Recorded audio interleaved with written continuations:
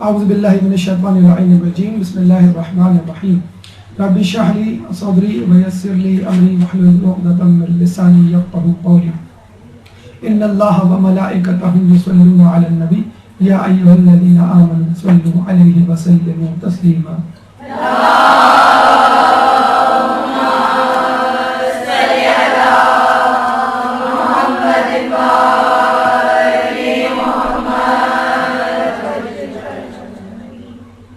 ہماری آج کی گفتگو کا موضوع ہے سیرت حضرت ابو طالب۔ ویسے تو ان کی وفات پچھلے دنوں گزری ہے، لیکن چونکہ اس دن آپ کا انٹروڈکٹری لیکچر تھا جو طویل ہو گیا تھا، جس کی وجہ سے جناب ابو طالب پہ گفتگو نہ ہو سکی، لیکن درخواست کی گئی کہ اس موضوع کو لے لیا جائے کیونکہ شخصیت بڑی ہمگیر، بڑی اہم اور افسوس کے ساتھ کہ متنازع بھی ہے۔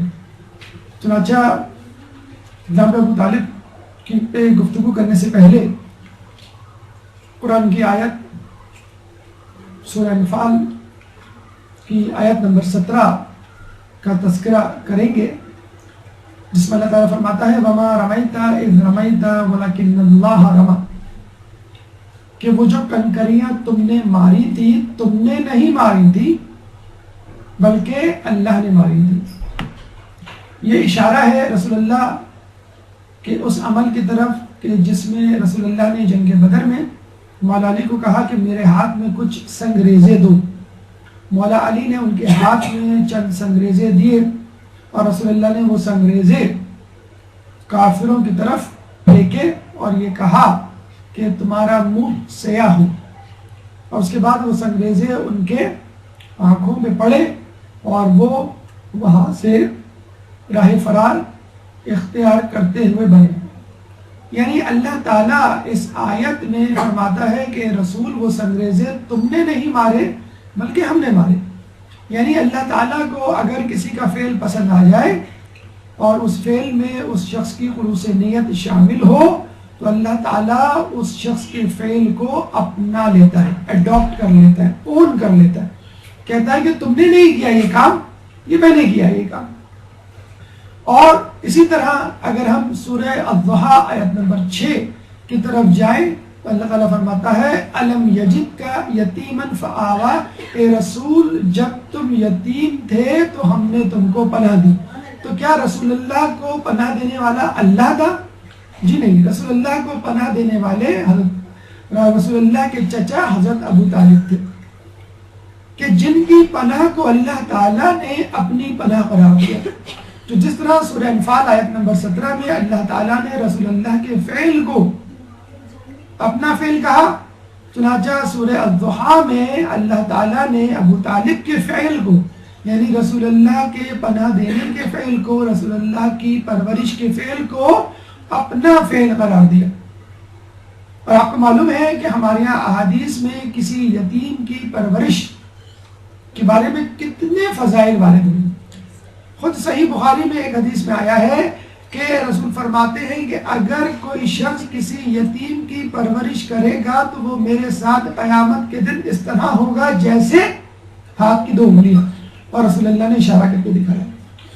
تو جو شخص کسی یتیم کی پرورش کرے تو وہ رسول کے ساتھ جو اسی یتیم کی پرورش کرے، یعنی خود رسول اللہ کی پرورش کرے، تو وہ رسول اللہ کے کتنے قریب ہو۔ اور جناب ابو طالب کی یہ پرورش جو تقریباً 44 سال جاری رہی۔ حضرت ابو طالب نے رسول اللہ کو 6 سال کی عمر میں اڈاپٹ کیا، پرورش کی ذمہ داری لی، اور اس کے بعد ہجرت مدینہ سے 3 سال پہلے رسول اللہ کی عمر 50 سال تھی، 6 سال میں آپ نے لیا۔ تقریباً 44 سال رسول اللہ کی زندگی کے حضرت ابو طالب نے ان کو اپنی زیر سایہ پرورش میں گزروائے۔ تو ہم اندازہ لگا سکتے ہیں کہ رسول اللہ کی علم، رسول اللہ کی زندگی کا انتہائی جسے کہتے ہیں کہ اہم اور طویل دور خود حضرت ابو طالب کی پرورش میں گزرا، اور یہ پرورش اتنی زیادہ تھی کہ جب رسول اللہ کہ چچا ابو طالب کا انتقال ہوا اور اس کے بعد 1 مہینے کے وقفے سے جناب خدیجہ کا، تو اس سال کو لوگوں نے عام الحزن کا سال قرار دیا اور اس کو غم کے طور پہ منایا۔ تو رسول اللہ ہی کو حضرت ابو طالب کی معرفت نہیں تھی، اس زمانے میں رسول اللہ کے اصحاب کو بھی معرفت تھی، اور رسول اللہ کے اس رشتے، اس تعلق کو وہ بھی سمجھا کرتے تھے کہ رسول اللہ پہ تربے 2 صدمے کیسے سہیں گے۔ چنانچہ آؤ ہم رسول اللہ کے ان صدمات کو، ان 2 غموں کو شیئر کریں۔ نہ صرف یہ کہ لوگوں نے محسوس کیا بلکہ خود خداوند متعال نے محسوس کیا۔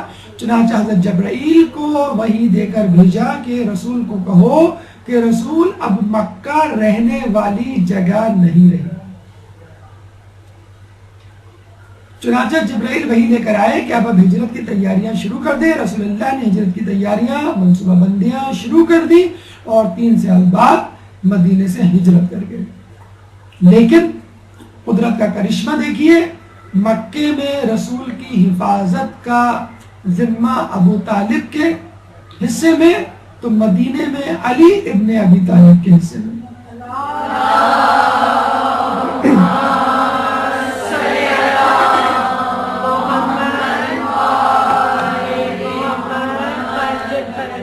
مکے کی حفاظت کی یا حفاظت رسول کی سنت کو ابو طالب کے بیٹے علی نے مدینے میں زندہ رکھا۔ اور کیا ہونا چاہیے؟ قرآن کی سورہ رحمان آیت نمبر 60 کے تحت حل جزاء الاحسان الا الاحسان، ہمیں رسول کے اس محسن کو اچھے ناموں سے یاد کرنا چاہیے۔ احسان کی جزا اس کے سوا کیا ہو سکتی ہے کہ سوائے اس پر احسان کیا جائے جس نے تم پر احسان کیا۔ احسان کی جزا احسان کے سوا اور کیا ہو سکتی ہے؟ چنانچہ انسانیت پر احسان کرنے والے رسول کو اگر محسن انسانیت کہا جائے تو ضروری ہے کہ اسلام پر احسان کرنے والے کو محسن اسلام کہا جائے۔ لیکن افسوس کے ساتھ کہا جاتا ہے، کیا کہا جاتا ہے کہ لوگوں نے نہ صرف یہ کہ ان کے احسان کا بدلہ احسان سے نہیں دیا، بلکہ الٹا الزام لگا کر ان کی شخصیت کو متنازع اور مسخ شدہ بنانے کی کوشش کی۔ اور الزام بھی کوئی چھوٹا موٹا نہیں، بہت بڑا، کیونکہ شخصیت بڑی تھی تو ضروری تھا الزام بھی بڑا لگایا جائے۔ چنانچہ حضرت ابو طالب پہ الزام کفر لگایا گیا، اور یہ کوئی نئی بات نہیں، ایسا الزام حضرت علی پہ لگایا گیا۔ لیکن افسوس کی بات یہ ہے کہ حضرت علی پر غیروں نے الزام لگایا اور ابو طالب پہ اپنوں نے الزام لگایا۔ علی پہ الزام لگانے والوں کو خوارج کہہ دیا گیا، کلاب النار، جہنم کے کتے، اسلام سے خارج کہہ دیا گیا۔ لیکن افسوس کے ساتھ کلمہ گو مسلمانوں نے حضرت ابو طالب کی شخصیت کو متنازع بنایا اور دشمن لگایا۔ اور کچھ لوگ کہا کرتے ہیں، اور شاید صحیح کہا کرتے ہیں، کہ یہ شاید یہ بغض علی کا نتیجہ تھا کہ جہاں علی کی شخصیت کو مسخ کیا گیا، متنازع بنایا گیا اور ان کی فضیلت، مقام و مرتبے کو کم کرنے کی ناکام کوشش کی گئی، وہاں پر کوشش یہ کی گئی کہ حضرت علی کے حسب نسب اور والد اور آباء و اجداد کو کسی طرح لوگوں کی نظروں میں کمتر بنا کر پیش کیا جائے۔ چنانچہ اس سازش میں نہ علی کے خلاف کفر کے فتوے لگانے والے کامیاب ہوئے اور نہ علی کے والد حضرت ابو طالب کے بارے میں کفر کے فتوے لگانے والے کامیاب ہوئے۔ الحمدللہ حضرت ابو طالب کی معرفت، ان کا مقام، ان کا مرتبہ، ان کے چاہنے والوں کی نظروں میں آج تک وہی ہے کہ جو ہونا چاہیے، جو رسول اللہ کی نگاہ میں تھا۔ اور آئے دن گاہے بگاہے ہم اس معرفت کو زندہ کرتے رہیں گے، لوگوں تک اس کا پیغام پہنچاتے رہیں گے۔ چنانچہ آئیے آج ہم حضرت ابو طالب کی شخصیت کے حوالے سے کچھ معلومات، کچھ معرفت حاصل کرتے ہیں۔ گفتگو کا پہلا مرحلہ تعارف ابو طالب، گفتگو کا دوسرا مرحلہ قبل اسلام حضرت ابو طالب کی زندگی، اس کے بعد پرورش رسول میں حضرت ابو طالب نے کیا کیا قربانیاں دی، وقت شہادت حضرت ابو طالب نے کس طرح اقرار اسلام کیا، 5ویں مرحلے میں معصومین کی گواہی حضرت ابو طالب کے سلسلے میں، پھر علماء اہل سنت حضرت ابو طالب کے بارے میں کیا گواہی دیتے ہوئے نظر آتے ہیں،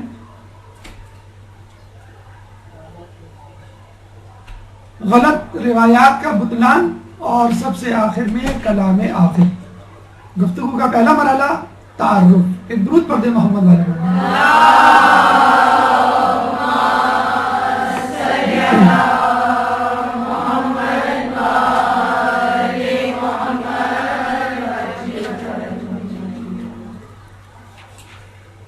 حضرت ابو طالب کی ولادت 535 عیسوی، یعنی رسول اللہ کی ولادت سے 35 سال پہلے آپ کی ولادت ہوئی۔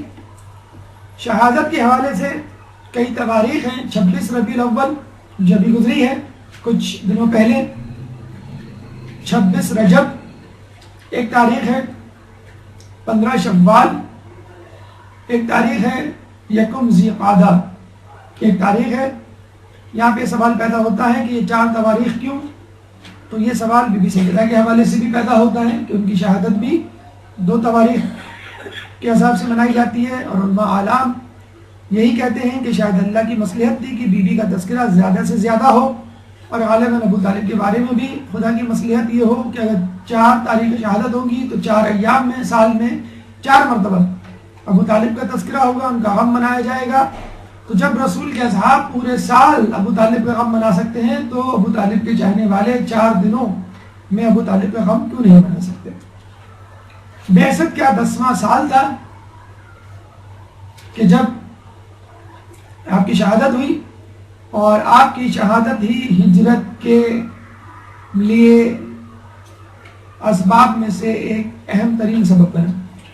نام عبد المناف اور عمران کے نام سے بھی مشہور ہے، کنیت ان کی ابو طالب ہے، سب سے بڑے بیٹے طالب کے حوالے سے بہت زیادہ حالات ہمیں نہیں معلوم۔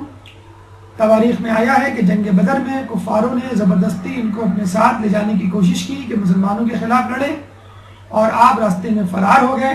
ان کے آخری اشعار جو ہمیں کتابوں میں ملتے ہیں ان کے ترجمے کے مطابق انہوں نے یہ کہا کہ کفار جو مجھے زبردستی لے جانا چاہتے ہیں، میں دعا کرتا ہوں کہ وہ ہار جائیں، شکست دوچار ہوں اور شرمندہ ہوں۔ اس سے اندازہ ہو سکتا ہے کہ حضرت ابو طالب کے بڑے بیٹے طالب بھی حضرت ابو طالب کے کیمپ سے تعلق رکھتے تھے اور مومن تھے۔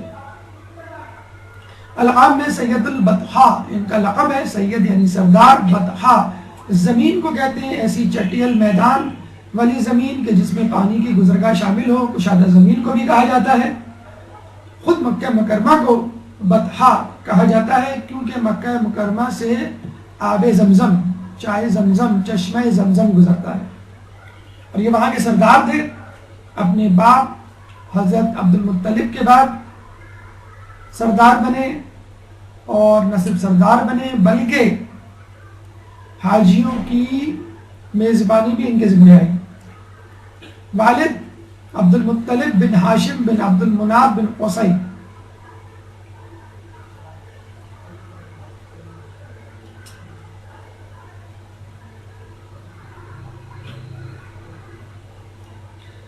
ہمارے عقیدے کے مطابق رسول اللہ کے والد، ان کے دادا، ان کے پردادا، تمام افراد اوپر تک حضرت آدم علیہ السلام تک حامل ایمان تھے۔ حضرت ابو طالب تو بہت دور کی بات۔ والدہ فاطمہ بنت عمر مخزومی جو کہ حضرت عبداللہ کی بھی والدہ تھی، یعنی حضرت عبداللہ رسول اللہ کے والد۔ چنانچہ حضرت علی کے والد ابو طالب اور رسول اللہ کے والد جناب عبداللہ، دونوں کی والدہ ایک ہی تھی۔ اور یہ بھی جان لیجئے کہ ابو لہب رسول اللہ کا سوتیلا چچا تھا۔ یہ بھی قدرت کی ایک مصلحت تھی کہ دونوں نوروں کے اجداد کو ایک ہی والدہ سے، ایک ہی عورت سے پیدا کیا۔ زوجہ فاطمہ بنت اسد ابن ہاشم.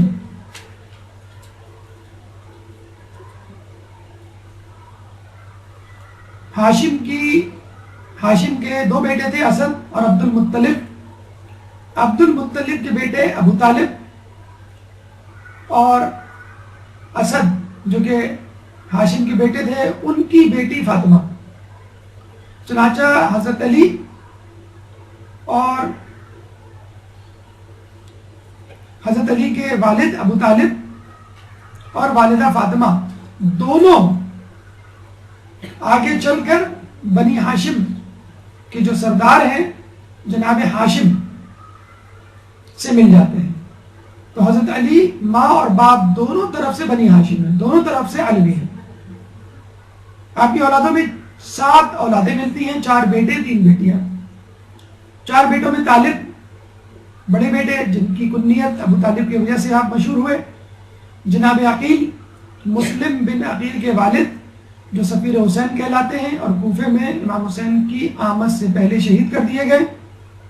جناب جعفر، پورا نام جعفر طیار، اور طیار ان کو اس لیے کہا جاتا ہے یعنی پرواز کرنے والا کہ جنت میں ان کو 2 پر دیے جائیں گے، کیونکہ جنگ موتا میں ان کے دونوں بازو قلم کر دیے گئے تھے. چنانچہ بازو کی شہادت خود اپنی شہادت سے پہلے دینے کی سنت بنی ہاشم میں پرانی ہے. جنگ موتا میں جناب جعفر طیار نے اپنے دونوں بازو دیے اور حضرت عباس نے کربلا میں اپنے دونوں بازو دیے.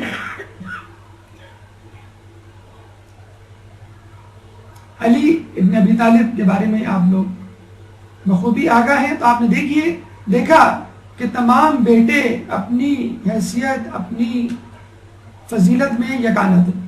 3 بیٹیاں ام ہانی، جمانہ اور ربدہ. ام ہانی کے بارے میں ملتا ہے کہ یہ وہ خاتون تھی کہ جن کو یہ شرف حاصل ہوا کہ جن کے گھر سے رسول اللہ نے شب معراج کا سفر طے کیا، شروع کیا. تو یہ 7 اولادیں تھیں حضرت ابو طالب کی. جناب عقیل کی اولادیں، جناب جعفر کی اولادیں، خود حضرت علی کی اولادیں، تمام کی تمام کربلا میں جو ہے شہادت دیتے ہوئے اور اللہ کی راہ میں قربانی دیتے ہوئے نظر آتی ہیں. ہماری گفتگو کا دوسرا مرحلہ قبل اسلام حضرت ابو طالب کے حوالے سے گفتگو. ایک درود پڑھ دے محمد والے محمد.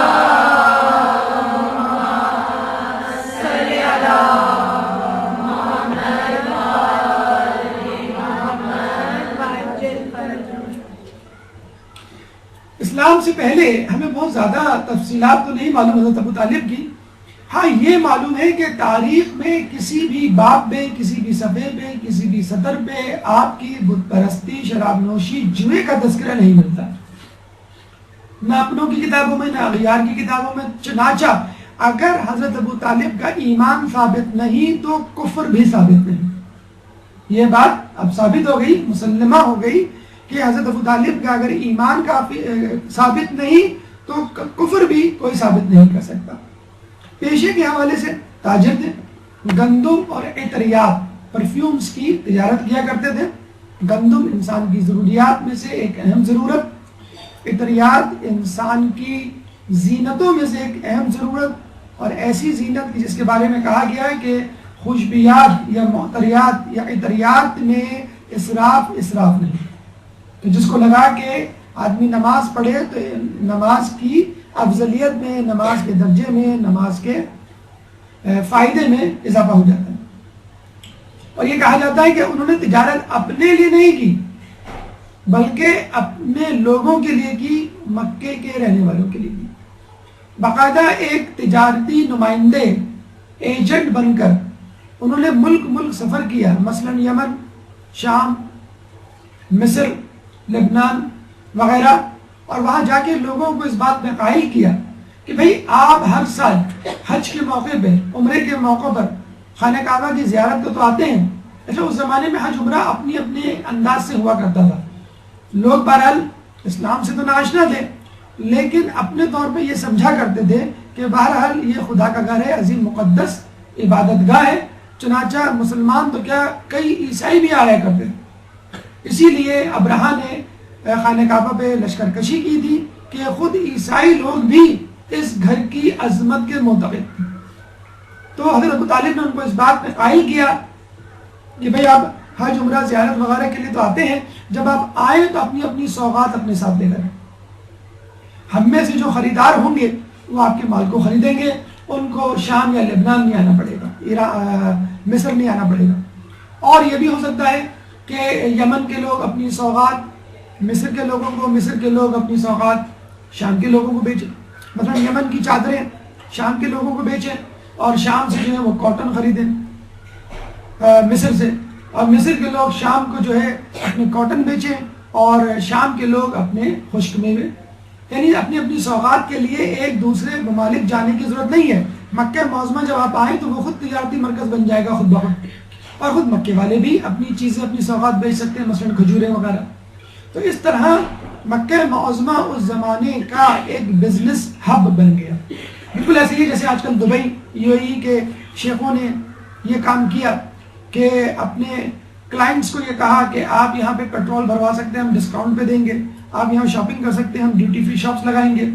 چنانچہ پروازوں نے وہاں پر آنا شروع کیا، دنیا کا تو دوسرا یا تیسرا بڑا ایئرپورٹ بن گیا، اور اس بہانے ان کی بزنس ان کا جو ہے معیشت کو استحکام ملا.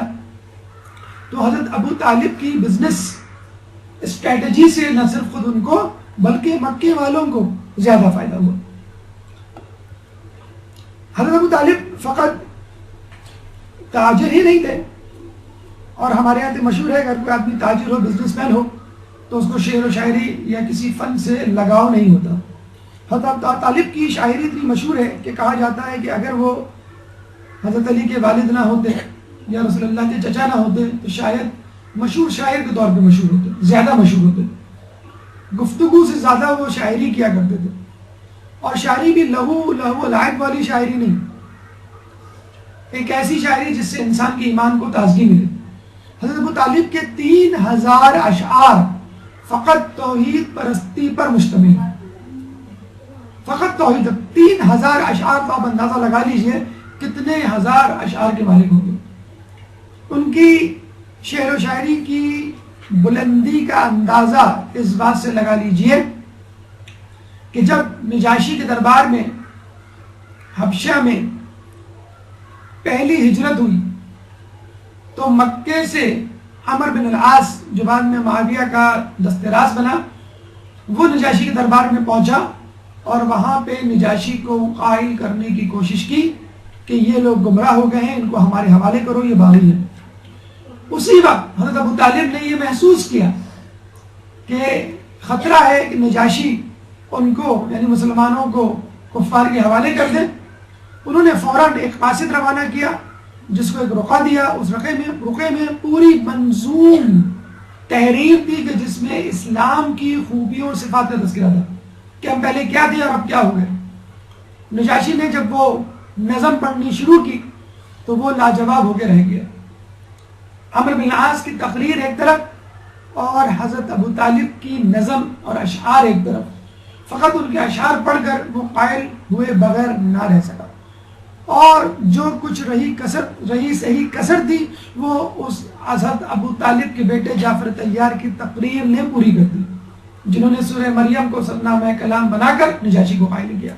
چنانچہ کفار کی تمام تر کوششوں میں پانی پھیرنے والے یا تو باپ تھے یا بیٹے، یعنی حضرت ابو طالب تھے یا ان کے بیٹے حضرت جعفر طیار. ایک درود پڑھ دیں محمد علی محمد.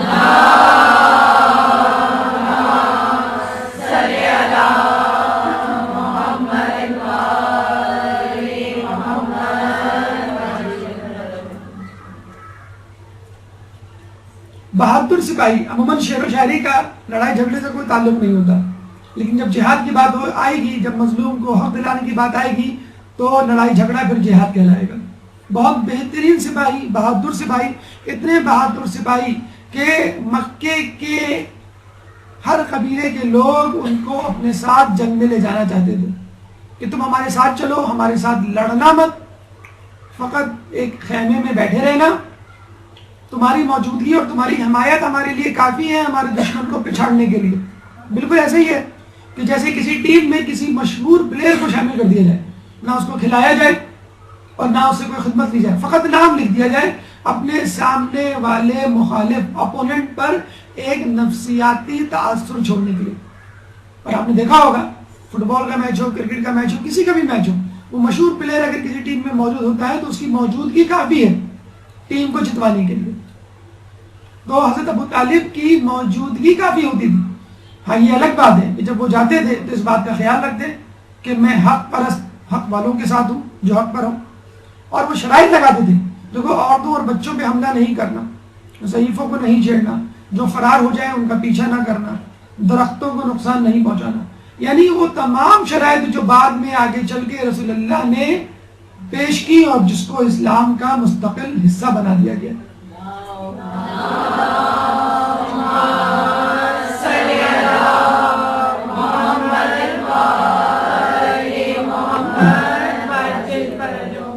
کہا جاتا ہے کہ ہمارے چھٹے امام سے کہا گیا ہے کہ یہ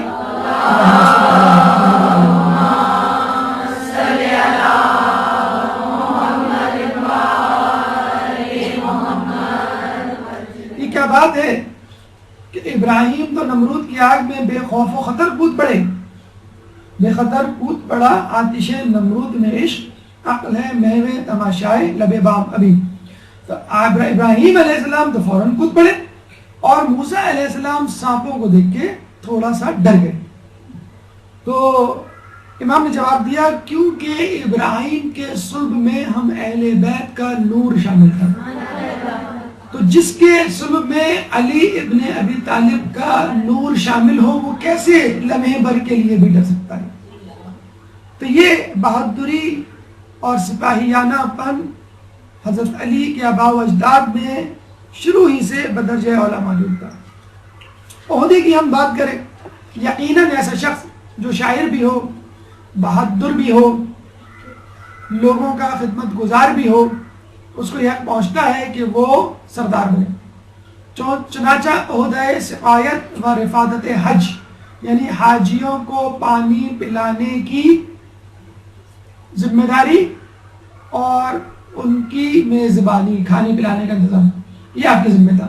سید البطحات ہے، یعنی جو سردار ہوتا ہے اس کے ذمے حاجیوں کی نگرانی بھی ہوتا ہے، اور یہ لقب آج تک وہاں کے لوگوں نے اپنے پاس رکھا ہوا ہے، خادم الحرمین والشریفین۔ یہ الگ بات ہے، اس کے ساتھ ساتھ وہ کچھ اور بھی ہیں، یعنی خادم الحرمین والشریفین والامریکین۔ تو اس زمانے میں ایسا نہیں تھا، حقیقت میں وہ خادم الحرمین والشریفین تھے، اس لیے کہ وہ اپنے زمانے میں پیسے نہیں لیا کرتے تھے کھانے پینے کے۔ آپ مکے جائیں، سب سے قریب ترین جو زمزمہ ٹاور ہے وہاں ٹھہرے 5 دن کے لیے 12 لاکھ روپے دینے پڑیں گے، اور اندازہ لگا لیں ہم 12 لاکھ، اس جیسے 14 ٹاور بن رہے، 40 ٹاورز بنیں گے، 40 ٹاورز میں آپ اندازہ لگا لیں کتنے لوگ بیٹھیں گے، اور 12 لاکھ کے حساب سے کیا ریٹ ہوں گے۔ اس وقت تو تقریباً 70% ریونیو آمدنی سعودی عرب کو تیل کی مد میں ہوتی ہے، لیکن آئندہ آنے والے دور میں ان کی نظریں جو ہے وہ حج کی آمدنی پر ہے، کیونکہ تیل کی قیمت سعودی عرب میں 50% کم ہو چکی ہے۔ جو حالات چل رہے ہیں جہاں جگہ جگہ اپنی جو ہے ٹانگ اڑائی بھی ہے، اس کے حوالے سے 50% تیل کی قیمت کم ہو چکی ہے۔ تیل، بجلی، گیس، پانی، تمام کی قیمتیں بڑھ گئی۔ تیل کی قیمت 50% زیادہ ہو گئی، پیٹرول کی قیمت 50% زیادہ ہو گئی، 50% سعودی عرب میں ابھی ریسنٹلی ہوا ہے، اور تمام بل جو ہے وہ زیادہ آ رہے ہیں۔ تو ابھی جو آنے والا دور ہے اس میں ان کو بڑی مشکلات ہیں۔ دوسری بات یہ کہ امریکہ میں جو آئل تھا ایکسپورٹ ہونا شروع ہو گیا ہے، پہلے تو وہ نکالتے تھے لیکن اپنے تک محدود کرتے تھے، اب ان کی طرف سے یہ ایمبارگو ختم ہو گیا، سیلف ایمبارگو انہوں نے لگایا تھا اپنے آپ کو سیف سائڈ کرنے کے لیے، آنے والے دنوں میں ہمیں اس کی تیل کی ضرورت پڑی، یہ نہ ہو کہ ختم ہو جائے۔ تو دوسروں کا تو تیل جو ہے انہوں نے تیل کی دھار دیکھ کے مزدار جو ہے ان کے بزنس کو جو ہے بالکل ٹھپ کر دیا، اور اب وہ اپنا بزنس شروع کر رہے ہیں، انہوں نے اپنا آئل ایکسپورٹ کرنا شروع کر دیا ہے۔ آنے والے وقتوں میں کچھ معلوم نہیں کہ خادم الحرمین و شریفین امریکین جائیں گے یا برٹین۔ چلیں آگے چلتے ہیں، ہم تو بات کر رہے ہیں ایمان ابو طالب کی، بلکہ یہاں تو ہمیں روایتیں ملتی ہیں کہ جب امام سے پوچھا گیا کہ عیسیٰ کے آخری وصی رسول سے پہلے کون تھے، تو جواب ملا امام سے، تو امام نے جواب دیا خود حضرت ابو طالب تھے.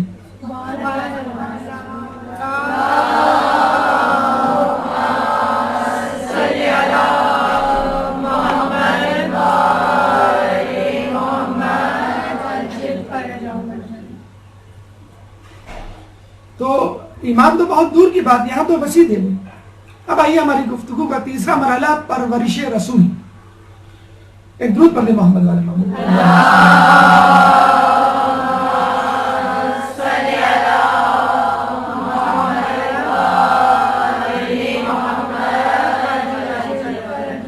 میرے امام کا جو بھی غلام ہوتا ہے نگاہ حق میں وہ عالی مقام ہوتا ہے. کسی کی کر دے اگر پرورش ابو طالب تو کم سے کم وہ نبی یا امام ہوتا ہے.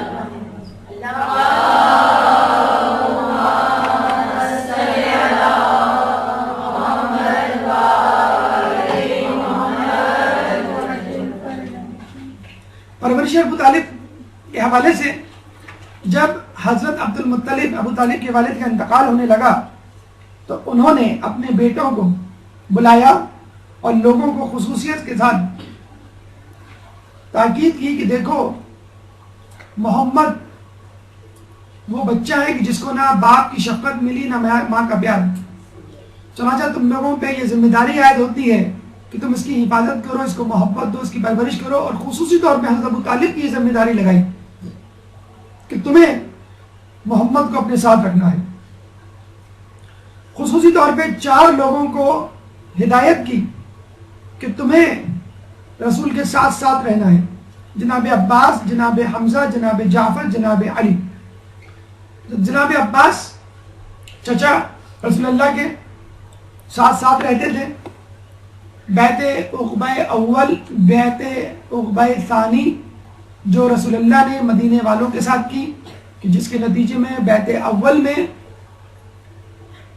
12 لوگ، بیعت ثانی میں 75 لوگ ایمان لائے. رسول اللہ جب مکے کے لوگوں سے مایوس ہو گئے، مزید کوئی ایمان کی جسے کہتے ہیں کہ امید نظر نہ آئی قبول کرنے کی، تو رستے میں بیٹھ جایا کرتے تھے حاجیوں کے اور حج پہ آنے والوں کے، زیارت کرنے والوں کے، مکے کے، کعبے کے، ان کو تبلیغ کیا کرتے تھے. تو مدینے کے لوگ بھی آیا کرتے تھے. تو مدینے کے لوگوں نے جب آپ سے باتیں سنی تو بہت متاثر ہوئے. 12 لوگ اسلام لائے اور رسول اللہ اور اللہ کی جو ہے وہ شہادت دی. پھر 75 لوگ ایمان لائے. پھر رسول اللہ صلی اللہ علیہ وسلم نے کہا کہ آپ کی باتیں ہمیں بہت اچھی لگتی ہیں، اور جب ہم جا کر اپنے لوگوں کو یہ باتیں بتلاتے ہیں جو ہم نے سنی تھی اس سے پہلے، تو بہت لوگ متاثر ہوئے تھے. اور ہمیں یقین ہے اب بھی لوگ متاثر ہوں گے. لیکن اگر آپ خود بنفس نفیس مدینے چلیں تو ہمیں یقین ہے کثیر لوگ آپ کے ہاتھ پر بیعت کر لیں گے، ایمان لے آئیں گے. حضرت عباس سامنے بیٹھے ہوئے تھے. انہوں نے کہا کہ دیکھو محمد، تم یہاں پہلے ہی مشکلات سے دوچار ہو. مکہ تو تمہارا اپنا محلہ ہے، اپنا گھر ہے. یہاں تم زحمت میں مبتلا ہو لوگوں کے ہاتھوں، لوگ تمہارے دشمن ہیں. تو مدینہ تو اجنبی جگہ ہے، وہاں کیا ہوگا؟ تو 75 لوگوں نے فوراً کہا کہ ہم نے 2 چیزوں پر بیعت کی، اللہ کی وحدانیت اور رسول کی رسالت. اب ہم تیسری بیعت کرتے ہیں کہ آپ کو مارنے سے پہلے آپ کا دشمن پہلے ہمیں قتل کرے گا. جب یہ تیسری بیعت کی تو رسول اور جناب عباس اور ان کے اصحاب مطمئن ہوئے اور پھر انہوں نے ہجرت کے لیے ارادہ باندھا. تو حضرت عباس وہ شخصیت ہے کہ جنہوں نے فتح مکہ کے وقت بہت بڑا قتال ہونے سے لوگوں کو بچایا. کہ اگر مسلمان آ جاتے 10,000 کا لشکر حملہ کر دیتا تو کئی 100 جانے جاتی. لیکن وہ فوراً ابو سفیان کے پاس گئے، بلکہ ابو سفیان خود جانا چاہتا تھا. تو حضرت عباس جو ہے ابو سفیان کو لے کر گئے، ورنہ تو مدینے کے لوگ ان کو مارنے کے لیے دوڑ پڑے تھے. تو انہوں نے سب لوگوں کی تلواروں سے ابو سفیان کو بچایا. رسول اللہ کی خدمت میں حاضر ہوئے اور ابو سفیان کو کہا کہ اب بھی وقت ہے کہ تم ایمان لے آؤ. تم مکے کے سردار ہو، اگر تم ایمان لے آئے تو انشاءاللہ رسول اللہ تم کو بھی معاف کر دیں گے، مکے والوں کو بھی معاف کر دیں گے. مکے والے کثیر تعداد میں اسلام لے آئیں گے اور مکہ بغیر قتل و غارت کے محفوظ ہاتھوں میں چلا جائے گا. تو یہ ان کی حکمت عملی تھی جناب عباس کی، کہ جس کی وجہ سے جو ہے ایک بہت بڑی جنگ ہونے سے بچ گئی.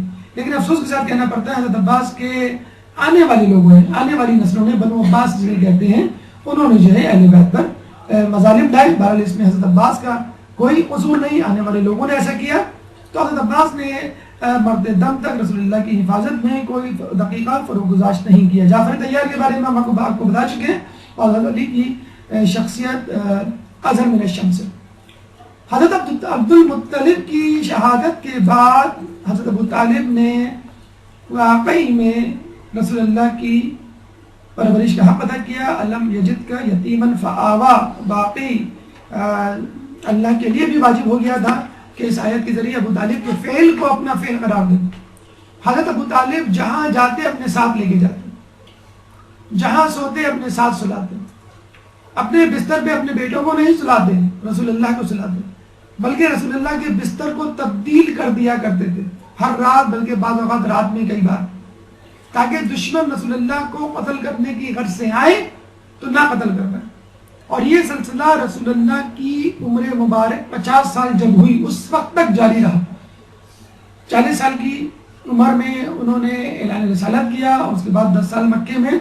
تو اس سے پہلے بھی اور اس کے بعد بھی, اعلان رسالت سے پہلے, اعلان رسالت کے بعد, آپ ہمیشہ رسول اللہ کو اپنے ساتھ رکھتے تھے, اور ان کو اندازہ تھا کہ کس طرح رسول اللہ کی جان جو ہے وہ خطرے میں ہے.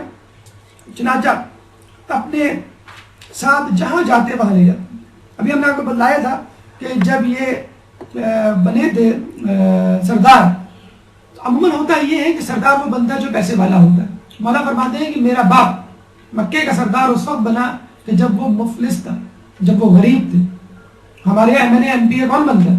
وہی بنتا ہے جس کے پاس پجیرو ہو, وہی بنتا ہے جس کے پاس گاڑی کوٹی ہو, ایسا ہو, اور نہ بھی ہو تو وہ بنا لیتا ہے. حضرت ابو طالب کے پاس نہ پیسہ تھا, نہ درم و دینار تھا, اور نہ خادم الحرمین کے یا خادم الحرم جسے کہتے ہیں سید البطحاء ہونے کے بعد سقایت الحج یا رفایت الحج کا عہدہ سنبھالنے کے بعد ان کے پاس پیسہ آیا. پہلے سال انہوں نے 10,000 درہم قرضہ لیا, دوسرے سال پھر 10,000 درہم قرضہ لیا. ہونا تو یہ چاہیے تھا 10,000 درہم قرضہ لے لیا,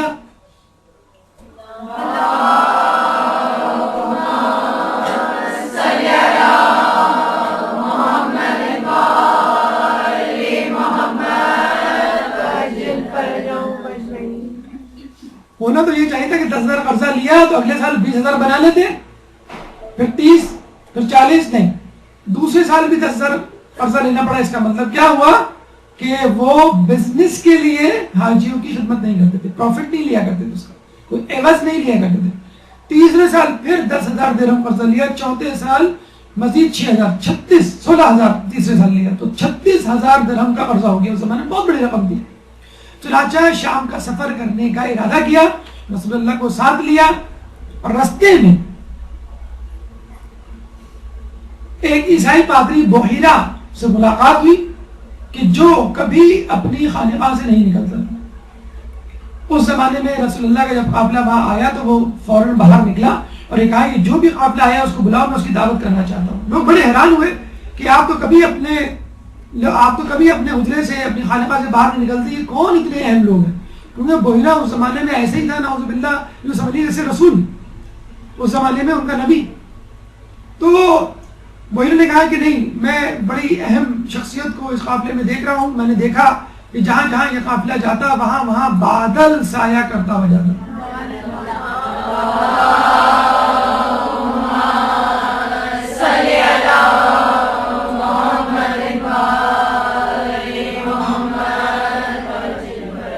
جہاں یہ قافلہ جس درخت کے نیچے پڑاؤ کرتا اس درخت کی شاخیں جھک جاتی تعظیماً.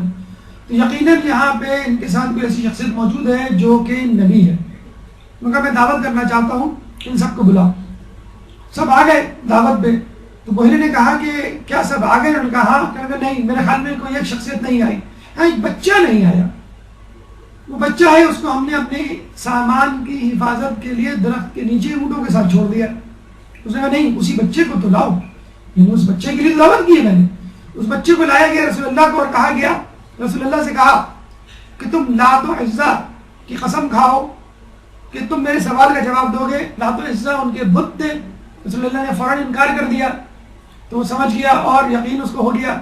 اس نے کچھ سوالات کیے جو سونے سے متعلق تھے, حالت نوم سے متعلق تھے, اور وہ سوالات سے جان گیا کہ یہ نبی ہے. پھر کہا کہ تم اپنی قمیض اوپر کرو، تو شان مبارک پر دونوں کاندھوں کے درمیان شان مبارک پہ مہر نبوت تھی. وہ فوراً جو ہے پہچان گیا کہ یہ نبی ہے. ابو طالب کو کہا کہ دیکھو تم شام لے جا رہے ہو، لیکن چونکہ یہ ہونے والا نبی ہے، وہاں پہ موجود عیسائی اس کو زندہ نہیں چھوڑیں گے اور حسد میں آگے قتل کر دیں گے. چنانچہ ضروری ہے اگر تم اس کی جان کی حفاظت چاہتے ہو تو واپس لے جاؤ. حضرت ابو طالب 36,000 درہم کے مقروض تھے. اتنا خرچہ وہ کر چکے تھے، یہ بھی قرض میں جاتا، لیکن ان کو رسول اللہ کی جان عزیز تھی. فوراً واپس ہوئے اور رسول اللہ کو بحفاظت مکے واپس لے آئے. تو حضرت ابو طالب رسول اللہ کو اپنے ساتھ رکھتے، اپنے وطن میں بھی کچھ دیر کے لیے بھی رسول اللہ آنکھوں سے اوجھل ہو جاتے تو فوراً گھبرا کے باہر نکل آتے. اور ہم کو ہمیشہ یہ یقین تھا کہ اگر رسول اللہ قتل ہوئے تو قریش کے سرداروں کے ہاتھوں قتل ہوں گے. ایک دفعہ رسول اللہ صبح سے نظر نہیں آئے. بنی ہاشم کے نوجوانوں کو ساتھ لیا اور یہ کہا کہ جاؤ تم بنی ہاشم کے جو قریش کے سردار ہیں ان کے ساتھ ایک ایک کر کے بیٹھ جاؤ اور اپنی آستینوں میں خنجر چھپا لو. اگر میں محمد کو ڈھونڈنے جا رہا ہوں، اگر میں واپس آیا اور تم محمد کو میرے ساتھ نہ پاؤ تو ابو جہل کو قتل کر دینا، جو زمانے میں ان کا سردار ہوا کرتا تھا. چنانچہ آپ ڈھونڈنے کے نکلے تو صفا کے مقام پہ کوئی صفا پر رسول اللہ نظر آئے. بڑے خوشی ان کو ساتھ لے کر آئے. جب حرم میں داخل ہوئے تو انہوں نے اشارہ کیا نوجوانان بنی ہاشم کو. انہوں نے اپنے آستینوں سے خنجر نکالے. اس وقت بآواز بلند ابو طالب نے سرداران قریش کو مخاطب ہو کے کہا کہ دیکھو آج محمد مجھے نظر نہیں آئے، چنانچہ میں نے سمجھا تم لوگوں نے اسے قتل کر دیا. چنانچہ میں ڈھونڈنے نکلا اور ان کو میں نے اشارہ کر دیا تھا کہ اگر میرے ساتھ محمد کو نہ پاؤ تو اپنے سردار کو قتل کر دینا، قریش کے سرداروں کو جن میں ابو جہل سب سے بڑا تھا. تو اگر آئندہ تم نے کوئی ایسی بات سوچی، سازش کرنے کی کوشش کی تو یاد رکھنا کہ میں تمہارا کیا انجام کروں گا. اور آپ نے دیکھا، آپ نے سنا حضرت ابو طالب کی شہادت کے بعد کس طرح رسول اللہ کے قتل کے منصوبے بنائے گئے. ہجرت کی جو رات تھی وہ دراصل رسول اللہ کے قتل کی سازش کی رات تھی. اسی رات رسول اللہ کو قتل کرنے کا بہانہ بنایا گیا، سازش بنائی گئی تھی. اور قریش کے تمام لوگوں کو، قریش کے تمام سرداروں کو یہ ذمہ داری سونپی دی گئی کہ تمہیں رسول اللہ کے قتل میں شریک ہونا ہے تاکہ قصاص کسی ایک قبیلے سے طلب نہ کیا جا سکے اور کوئی قبیلہ بھی بنی ہاشم کا ساتھ نہ دے قصاص لینے میں. تو حضرت ابو طالب نے فوراً یہ بدلا دیا کہ دیکھو اگر تم نے رسول کی طرف، میرے بھتیجے کی طرف، محمد کی طرف آنکھ اٹھا کر بھی دیکھا تو تمہاری خیر نہیں. اچھا یہ بھی مان لیجئے، یہ بھی دیکھ لیجئے کہ کیا ابو طالب مکے والوں کے دشمن تھے؟ ان کی نیز تو نابودی چاہتے تھے، ان کی شکست ہار چاہتے تھے، ان کا نقصان چاہتے تھے، یا خود رسول اللہ نہیں، ایسا نہیں، وہ ان کی فلاح چاہتے تھے دنیا میں بھی اور آخرت میں بھی، اور پوری کوشش کرتے تھے اگر دنیاوی اعتبار سے کوئی فائدہ دے سکے تو دیا کرتے تھے، اور اگر آخرت کے اعتبار سے فائدہ دیں تو دیا کرتے تھے. چنانچہ مکے میں کافی عرصے سے ایک دفعہ بارش نہ ہوئی، لوگ قحط سے مرنے لگے، تو حضرت ابو طالب رسول اللہ کو لے کر آئے اور آسمان کی طرف نگاہ بلند کر کے رسول اللہ کے وسیلے سے دعا مانگی. اور جب دعا مانگی تو بارش ہوئی، اور ایسی بارش ہوئی کہ پورا مکہ جل تھل ہو گیا. اس کا خوبصورت منظر آپ آئی ہوئی فلم محمد میں دیکھ سکتے ہیں، جو کہ ایران کی طرف سے بنی ہے اور بہت خوبصورت مووی ہے اور سب سے مہنگی مووی اس وقت ایران کی اس کو کہا جاتا ہے. اور انہوں نے بنائی ہے جنہوں نے آسمانی بچے بنائی تھی، جس نے 9 آسکر ایوارڈ جیتے تھے ایک زمانے میں. خود محمد کی مووی کو بھی آسکر ایوارڈ کے لیے نومینیٹ کیا جا رہا ہے. امریکہ، کینیڈا وغیرہ میں چل چکی ہے. انگلینڈ اور دیگر یورپی ممالک میں اس پہ پابندی لگائی ہے سعودی عرب کی طرف سے کہ اس مووی کو نہ دکھایا جائے. بہرحال ایک متنازع مووی ہے، لیکن متنازع مووی ان کے اعتبار سے، ہمارے اعتبار سے نہیں. اس میں رسول اللہ کے ابتدائی 12 سال پر مشتمل حالات زندگی دکھائی گئی. پارٹ 2 اور پارٹ 3 آنا باقی ہے، لیکن اس پہلی مووی میں اتنی لے دے ہو چکی ہے کہ کچھ نہیں معلوم آئندہ آنے والی مووی پہ کیا ہوگا. لیکن سینیمیٹوگرافی کے حوالے سے اور ٹیکنالوجی کے حوالے سے جو کہ مووی کے ٹریلرز موجود ہیں، بہت خوبصورت، جسے کہتے ہیں کہ ابتدائی زندگی کو فلمایا گیا ہے. تو رسول اللہ اور خود بنی ہاشم کے لوگ پوری کوشش کیا کرتے تھے، جیسے ہم نے آپ کو بتایا تجارت کے حوالے سے کس طرح انہوں نے ملک دورہ کیا اور کہا کہ مکے آ کر اب تجارت کریں تاکہ مکے والوں کو فائدہ ہو. تو انہوں نے پوری کوشش کی، لیکن مکے والے نہیں مانے. ان کی سرداری جو ہے وہ خطرے میں پڑ گئی تھی. بنو امیہ ویسے ہی گھات لگائے بیٹھا تھا کہ سید البطحاء یا خانہ کعبہ کی جو میزبانی ہے ان کے ذمہ آ گئی ہے، اور اگر رسول اللہ نبی ہو گئے، ہم نے ان کو نبی تسلیم کر لیا تو ہمیشہ کے لیے چھٹی ہو گئی ہماری، آئندہ کے لیے بھی میزبانی ہمارے ہاتھ سے گئی۔ اور بنو امیہ کوئی سعادت مندی، برکت، نیکی، ثواب کی خاطر تو میزبانی نہیں چاہتے تھے، وہ وہی میزبانی چاہتے تھے جو آج کل ہو رہی ہے، یعنی پروفٹ کے لیے، دو پیسے کے لیے اور فائدے کے لیے۔ اور یہ کہا بھی جاتا ہے کہ ایک زمانے میں ابو طالب سے پہلے، حضرت عبد المطلب سے بھی پہلے، کہ جب دونوں میں جھگڑا شروع ہوا خانہ کعبہ کی میزبانی کے حوالے سے، تو طے یہ پایا کہ ایک سال بنی ہاشم میزبانی کریں گے اور دوسرے سال بنو امیہ۔ اور اتفاق کی بات یہ ہے کہ جب بنی ہاشم کی باری آتی تو خوب میزبانی ہوتی، خوب اچھی طرح انتظام کیا جاتا، خوب کھلایا پلایا جاتا، لوگوں کو کوئی شکایت نہیں ہے۔ لیکن جب بنو امیہ کا سال آتا، میزبانی کی باری آتی، تو اس سال کھانا کم پڑ جاتا، بڑی بدشگونی سمجھی جاتی ہے ہمارے یہاں دعوت میں، اگر کھانا کم پڑ جائے، نیاز کم پڑ جائے۔ خیر اچھا بھی سمجھا جاتا ہے کہ ماشاءاللہ لوگ ہی اتنے آئے کہ نیاز کم پڑ گئی، لیکن ان کے ہاں بڑی بری بد انتظامی جسے کہتے ہیں صورتحال دیکھنے میں آتی تھی، اور کھانا کم پڑ جاتا تھا، لوگ ہمیشہ شکوے شکایت لے کے جاتے تھے، تو اس سے وہ اور نالا ہوا کرتے تھے۔ اور جب نبی آ گئے، بلکہ آپ نے یہ سنا بھی ہوگا، ابو جہل سے کسی نے پوچھا رسول اللہ کی صفات گنوا کر کہ کیا یہ نبی کہلانے کے قابل نہیں؟ تو ہم نے کہا بالکل، میرے حساب سے تو نبی ہے یہ۔ تو کہنے والے نے ابو جہل سے پوچھا تو پھر تم ان کو نبی کیوں نہیں مانتے؟ تو ابو جہل نے کہا کہ بنی ہاشم اور ہمارا قبیلہ تمام اعتبار سے، تمام جہتوں سے ایک جیسا ہے، تو پھر نبی بنی ہاشم سے کیوں آیا؟ بس یہ ان کو زعم تھا، یہ ان کو قلق تھا کہ نبی بنی ہاشم سے کیوں آیا، ہمارے حوالے سے کیوں نہیں آیا۔ تو رسول اللہ کے وسیلے سے بارش پہلے بھی ہوئی، پھر اس کے بعد ابن عباس کے حوالے سے واقعہ ملتا ہے کہ خلیفہ دویم نے ابن عباس کو لا کر ان کے وسیلے سے رسول اللہ کی بارگاہ میں دعا کی تھی کہ پہلے ان کے چچا کے حوالے سے ہم دعا کیا کرتے تھے، اب ان کے بیٹے ابن عباس کے وسیلے سے دعا کر رہے ہیں اور بارش ہو جایا کرتی تھی۔ بس یہ تھے ابو طالب۔ جب حضرت ابو طالب کا آخری وقت آیا تو پہلے وہ روایت سن لیجیے جو ہمارے یہاں ہے۔ ہمارے اعتبار سے جب حضرت ابو طالب کی رحلت کا وقت آیا، جو کہ خود ان کی کتاب سیرت ابن ہشام میں موجود ہے یہ واقعہ، تو رسول اللہ موجود تھے سامنے، اور انہوں نے کہا کہ چچا وہ کلمہ پڑھ دیجئے، وہ بات دہرا دیجئے اپنی زبان سے جو میں نے آپ کو کہی تھی۔ تو حضرت ابو طالب نے کلمہ شہادت پڑھ دیا، اللہ کی وحدانیت اور رسول اللہ کی رسالت کا۔ رسول اللہ بہت خوش ہوئے، بلکہ انہوں نے اپنی زبان ہلائی، لب ہلائے کہ ابن عباس نے اپنا کان ان کے قریب لے جا کے سنا، اور خوشی خوشی یہ کہا کہ رسول اللہ انہوں نے وہ بات کہہ دی جو آپ کہنا چاہتے تھے، جو آپ کہلوانا چاہتے تھے۔ رسول اللہ نے اللہ کا شکر ادا کیا کہ اللہ نے آپ کو توفیق دی کہ آپ نے اس کی وحدانیت کا اقرار کیا۔ لیکن دشمنوں نے اس حدیث میں تھوڑی سی ٹیمپرنگ کی، تبدیلی کی، اور یہ کہا کہ جب حضرت ابو طالب کچھ کہنے کا ارادہ رکھتے تھے تو اس وقت ابو جہل بھی موجود تھا۔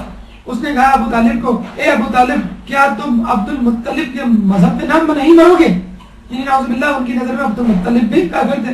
تو انہوں نے کہا کہ ہاں میں حضرت عبد المطلب کے مذہب پہ مر رہا ہوں۔ تو اگر ان کے مذہب پہ بھی مرے تو ہمارے حساب سے صحیح مرے، ایمان پہ مرے، ایمان پہ ان کا جو ہے وہ اختتام ہوا۔ حضرت عبد المطلب بھی حضرت ابو طالب کی طرح جو ہے صاحب ایمان تھے۔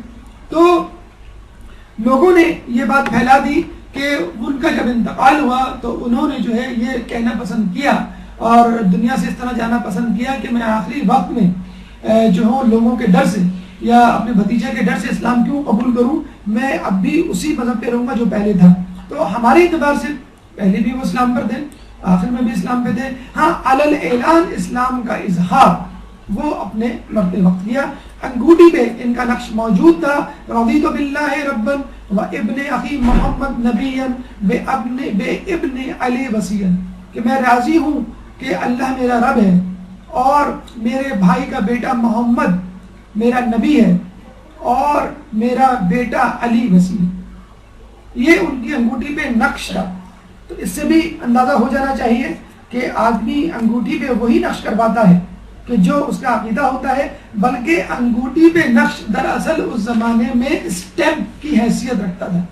لوگ اگر کبھی خط لکھتے تھے تو اپنی انگوٹھی سے دستخط کیا کرتے تھے، وہی ان کی جو ہے وہ ایک مہر ہوا کرتے تھے۔ تو یہ وقت شہادت ان کی وصیت تھی، اور اس سے پہلے بھی وہ کہا کرتے تھے کہ اے بنی ہاشم محمد کی تصدیق کرو، ان کی اطاعت کرو تاکہ ہدایت اور نجات پاؤ. یعنی اپنے لوگوں کو یہ کہہ رہے ہیں کہ رسول کی اطاعت کرو تاکہ تم ہدایت پاؤ. ہدایت کون سی؟ آخرت کی ہدایت. اور اس سے پہلے بھی کہا کرتے تھے کہ اے قریش کے لوگوں، تم رسول اللہ کی بات مانو کہ وہ سب سے بڑھ کر امانت دار یعنی امین، اور سب سے بڑھ کر راست گو یعنی صادق ہیں. یہ ان کا آخری وقت، انگوٹھی کا نقش اور وقت شہادت، ان کی گواہی اللہ کی وحدانیت کے حوالے سے، رسول کی رسالت کے حوالے سے، اور اس کے بعد معصومین کی گواہی خود ابو طالب کے بارے میں. لیکن ایک 5 منٹ کے وقفے کے بعد ایک درود پڑھ دیں محمد علیہ محمد.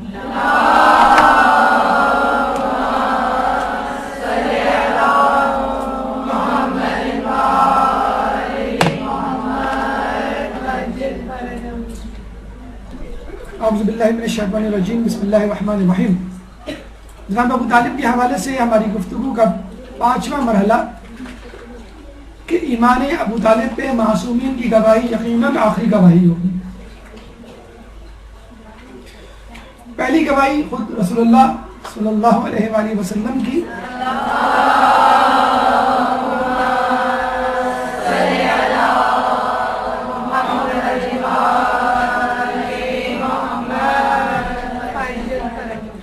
رسول نے فرمایا کہ 4 لوگوں کی خصوصی شفاعت کی اجازت میں نے اپنے رب سے لی ہے، اور وہ ہیں میری ماں، میرا باپ، میرے چچا اور رضاعی بھائی. تو ایمان ابو طالب تو ایک طرف، 4 لوگوں کی خصوصی طور پہ شفاعت رسول اللہ کو ملی ہے، ماں، باپ، چچا اور رضاعی بھائی. مولا علی اپنے والد محترم کے بارے میں کیا فرماتے ہیں؟ اچھا، یہ ان کا تبصرہ یا روایت ذاتی نہیں ہے، بحیثیت امام ہے. آپ فرماتے ہیں کہ قیامت کے دن ابو طالب کا نور اپنی چمک سے دوسرے نوروں کو مات کر دے گا سوائے 5 اشخاص کے: محمد، علی، فاطمہ، حسن، حسین.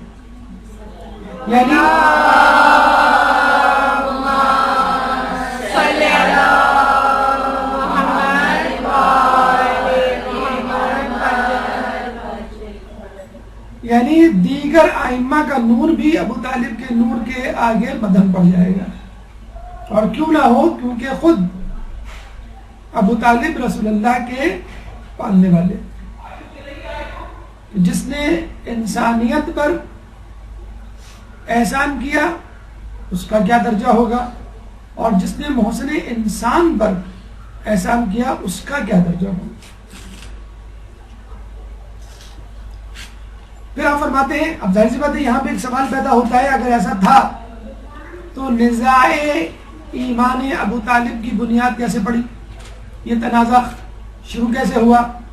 تو مولا فرماتے ہیں کہ خدا کی قسم ابو طالب مسلم اور مومن تھے، وہ بنی ہاشم کے ساتھ قریش کی دشمنی کے پیش نظر اپنے ایمان کو پوشیدہ رکھتے تھے.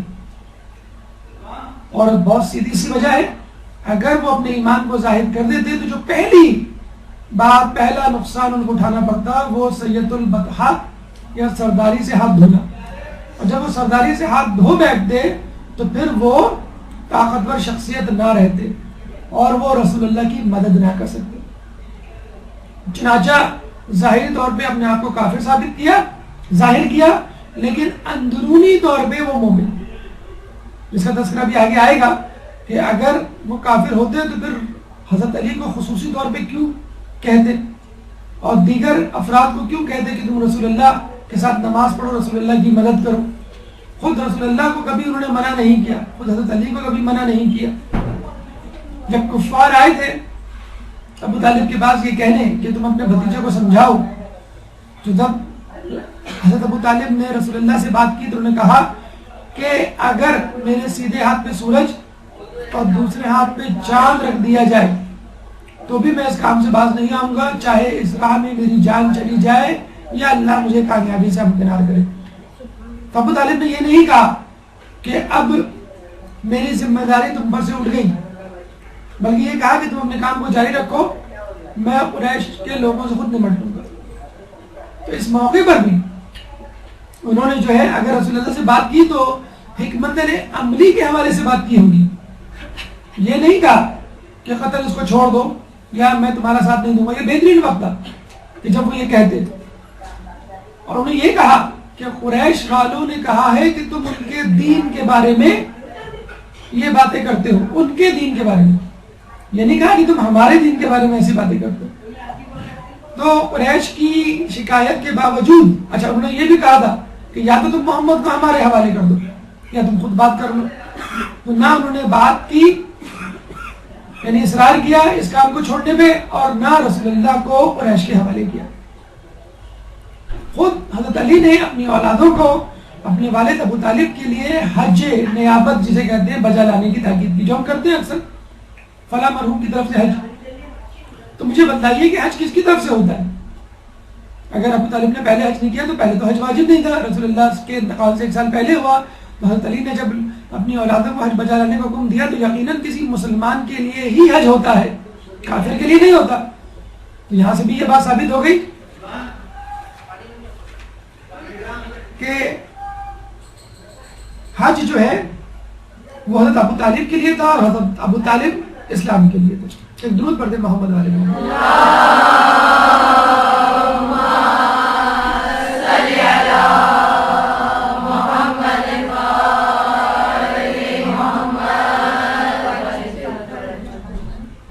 ہمارے چوتھے امام امام سجاد علیہ السلام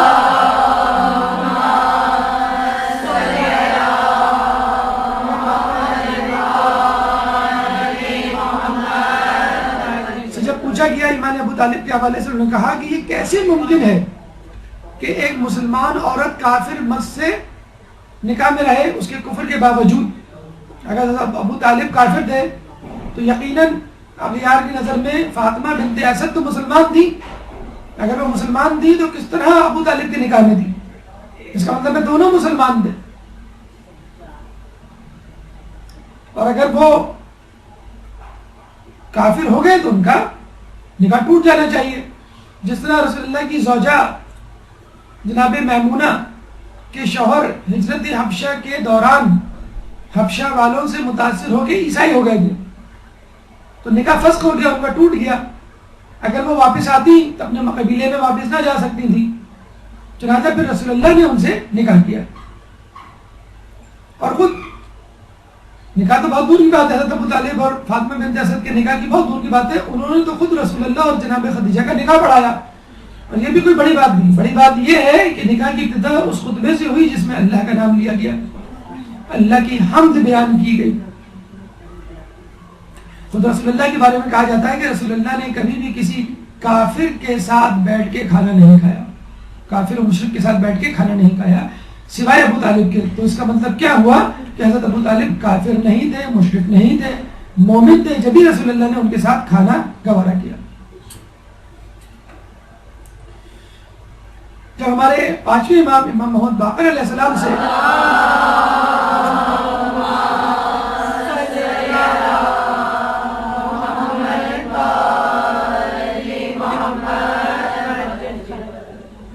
اب جناب ابو طالب کے حوالے سے پوچھا گیا تو آپ نے کہا کہ ابو طالب کا ایمان اور آج کے لوگوں کا ایمان دوسرے پلڑے میں، ابو طالب کا ایمان ایک پلڑے میں اور آج کے لوگوں کا ایمان دوسرے پلڑے میں رکھا جائے تو ابو طالب کا ایمان بھاری ہوگا۔ اب اندازہ لگا لیجئے امام باقر کے علیہ السلام کے زمانے میں کتنے بڑے بڑے پکے راسخ العقیدہ شیعہ اور مومنین ہوا کرتے تھے، لیکن ان کا ایمان تمام لوگوں کا ایک طرف اور جناب ابو طالب کا ایمان ایک طرف۔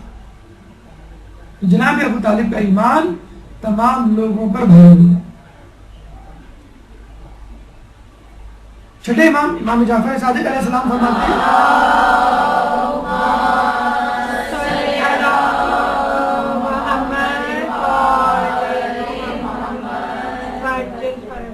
ابو طالب کا ایمان مثل اصحاب کہف تھا، چنانچہ ان کو دگنا اجر دیا جائے گا. اب یہ بات کہ اگر ان کے بت پرستی کے قصے نہیں تو ان کو نمازوں کے قصے کیوں نہیں ملتے؟ ہم وہی بات کہیں گے کہ تقیہ میں تھا ان کا ایمان، جیسے مثل اصحاب کہف جن نے تقیہ کیا ہوا تھا اپنے زمانے میں. تو اگر کوئی تقیہ کرے اور اپنے دل کے ایمان کو ظاہر نہ کرے، اس میں کوئی حرج نہیں، ایسا پہلے بھی ہو چکا ہے اور اس کی اجازت اسلام نے دی ہے. 8ویں امام امام موسیٰ رضا علیہ السلام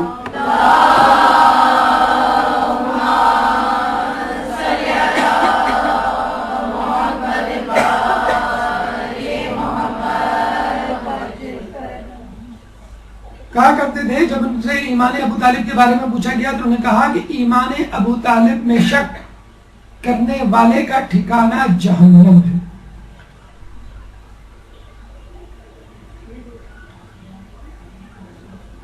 ہمارے 11ویں امام جن کی ولادت ابھی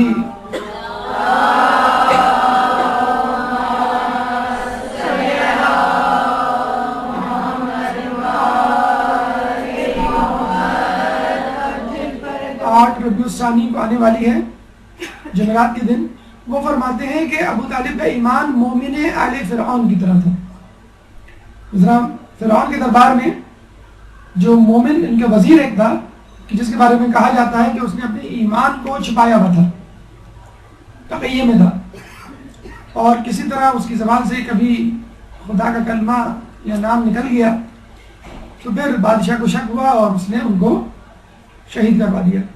اصحاب کہف، مومن آل فرعون، اس طرح کی کئی مثالیں تاریخ میں ہمیں ملتی ہیں کہ جب لوگوں نے اپنے ایمان کو دشمن کے ضرر سے بچنے کے لیے چھپایا، اور یہی کام حضرت ابو طالب نے بھی کیا. لیکن کبھی بھی ان کو بت پرستی، شراب، جوئے اور دیگر محرمات میں نہیں دیکھا کسی نے. اب آئیے ہماری گفتگو کا چھٹا مرحلہ، علماء اہل سنت ابو طالب کے بارے میں کیا کہتے ہیں. درود پڑھ دیں محمد علیہ وسلم.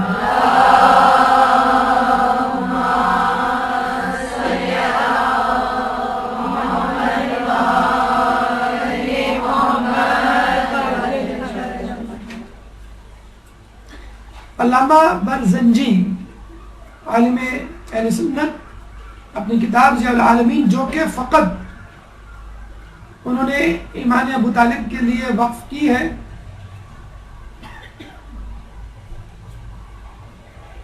جس میں پورا چیپٹر ایمان ابو طالب کے حوالے سے ہے، دلائل پیش کیے انہوں نے ایمان ابو طالب کے.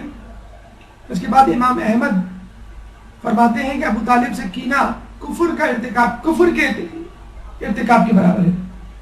یعنی کینہ بھی رکھنا، ان کے بارے میں کوئی دشمنی والی بات دل میں رکھنا.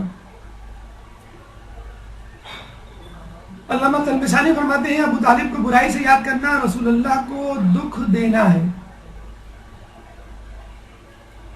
اور ایسا شخص قتل کے قابل ہے.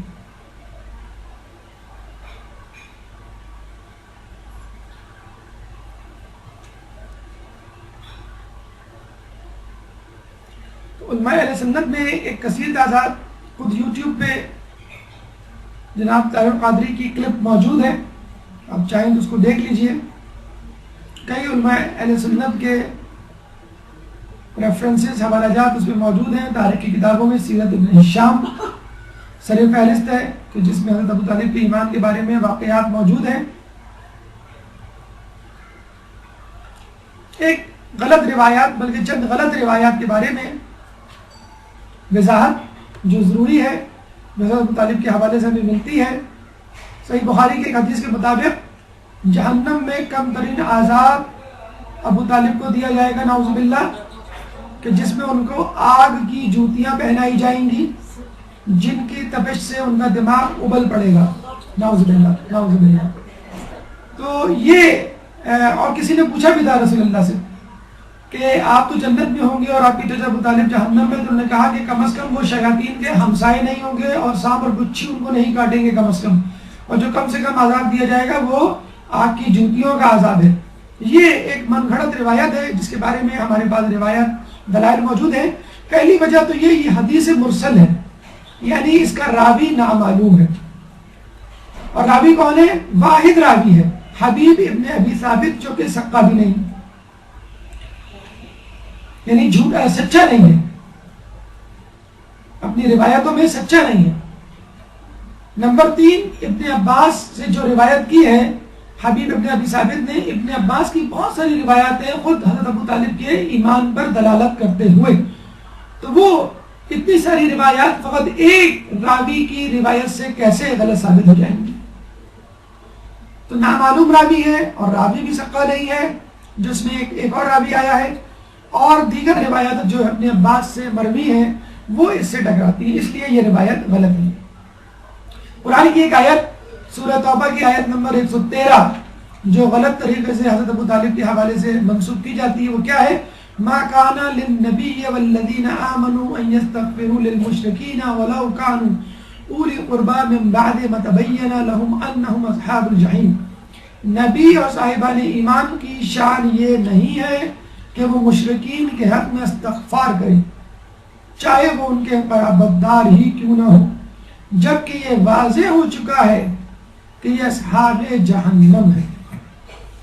اس روایت کا پس منظر جو اہل سنت بیان کرتے ہیں وہ یہ کہ جب رسول اللہ نے دیکھا کہ ابو طالب کا انتقال ہو گیا ہے اور وہ کلمہ حق پڑھ کر نہیں گئے اس دنیا سے، تو انہوں نے کہا کہ خدا کی قسم میں تو اپنے چچا کے لیے استغفار کرتا رہوں گا جب تک کہ وہی نازل نہ ہو جائے. اور کچھ عرصے وہ مغفرت طلب کرتے رہے اللہ سے ابو طالب کے حوالے سے، لیکن جب یہ آیت نازل ہوئی سورہ توبہ کی آیت نمبر 113 تو رسول اللہ نے ان کے لیے مغفرت طلب کرنا بند کر دیا. سادہ سا آسان سا جواب رد دلیل کے طور پہ یہ ہے سورہ توبہ مدنی سورہ ہے، جبکہ حضرت ابو طالب کا انتقال مکے میں ہو چکا تھا.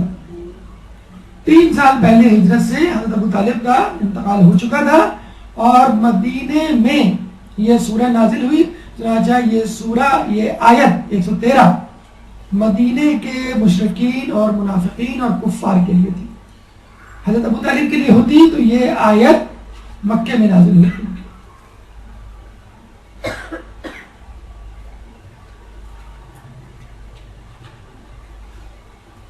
تو یہ حدیث اور یہ روایت دونوں اپنے دور پہ غلط منسوخ کی گئی ہیں. حدیث تو ہے ہی غلط اور یہ آیت مدینے کے مشرکین اور کفار کے لیے بھی. آخر میں ہمارے چھٹے امام امام جعفر صادق علیہ السلام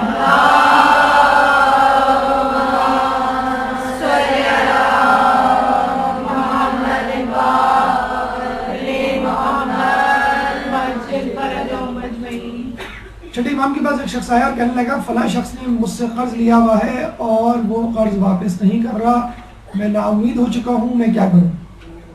امام نے کہا کہ تم 5 شخصیتوں کی نیابت میں طواف کرو، یعنی 5 شخصیتوں کے لیے طواف الگ الگ، اور پھر ہر طواف کے بعد 2 رکعت پڑھو اور پھر اللہ تعالیٰ سے ان شخصیت کے وسیلے سے دعا مانگو تو انشاءاللہ وہ شخص تمہارا قرض واپس کر دے گا. اچھا وہ شخص بھی موجود تھا اس وقت حج کے موقع پہ وہاں پر.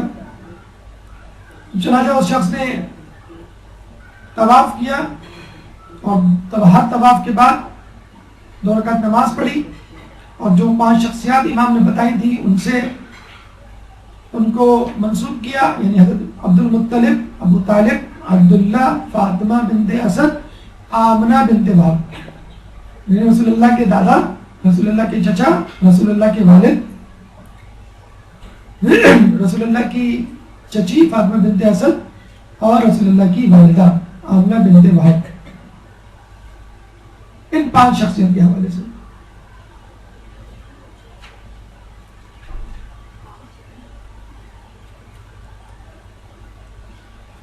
کہتے ہیں کہ اس شخص نے جب یہ وظیفہ مکمل کیا، یعنی 5 شخصیات کے حوالے سے طواف کیا اور پھر نماز پڑھی، اور اس کے بعد جیسے ہی وہ حرم سے نکلا تو سامنے حرم کے باہر وہ شخص کھڑا ہوا تھا جس نے قرض لیا تھا اور وہ اس کے پیسے واپس کرنے آیا تھا.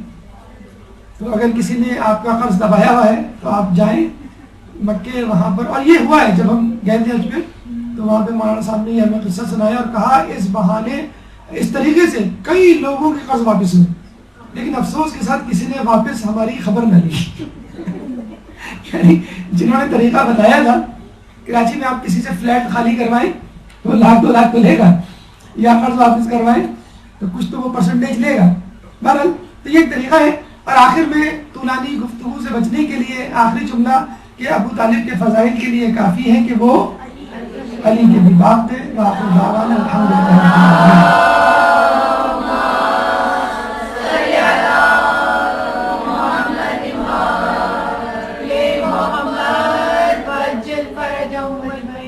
برحمتك يا أرحم الراحمين وصلى الله على محمد وآله الطاهرين.